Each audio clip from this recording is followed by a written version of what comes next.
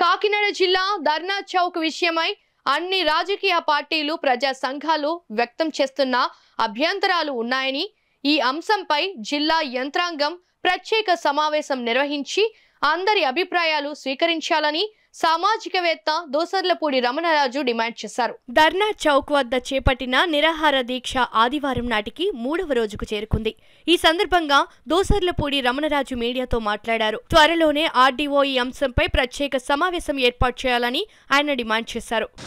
ఇక్కడ మార్పు చేసినటువంటి ధర్నా స్థలి వద్ద ప్రాణరక్షణ లేనటువంటి ప్రదేశంలో నిరాహార దీక్షగా ఈ డిమాండ్ ప్రకటించడం జరుగుతూ ఉంది.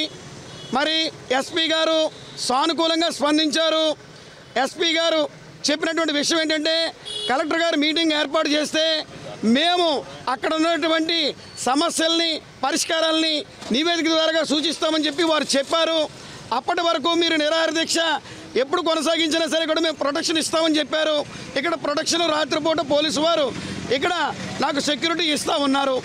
మరి గౌరవనీయులైనటువంటి కలెక్టర్ గారికి తెలుపుకునేది ఏమిటంటే మీరు ఆర్డీఓ గారి ద్వారాగా ఈ యొక్క అభ్యంతరాలను స్వీకరించే సమావేశం ఏర్పాటు చేయడం ద్వారాగా మీరు నిర్ణయాలు తీసుకోవాలని చెప్పి ఈ నిరాహార దీక్ష శిబిరం డిమాండ్ చేస్తూ ఉంది. మీరు ఆ చర్యలు కూడా తీసుకోకపోతే 2 రోజులుగా ఇక్కడ చేస్తున్నటువంటి విషయం మీద మరి ప్రభుత్వం పట్టించుకోనందుకు హైకోర్టును ఆశ్రయించడం తప్ప మరో గత్యంతరం లేదని చెప్పి అన్ని రాజకీయ పార్టీలు ప్రజా సంఘాల యొక్క మద్దతుతో ఈ డిమాండ్ను వ్యక్తీకరిస్తున్నాం.